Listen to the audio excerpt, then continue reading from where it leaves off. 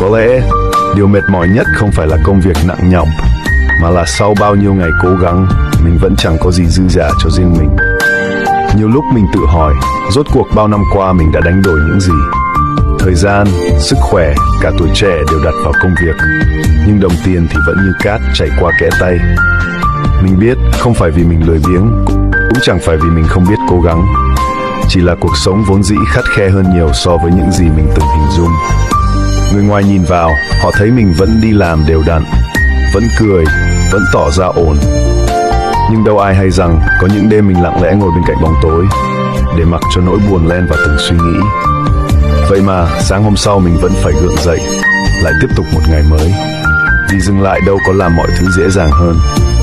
Ít nhất bước tiếp còn cho mình một lý do nhỏ nhoi để tin rằng một ngày nào đó cuộc đời sẽ dịu dàng hơn với mình.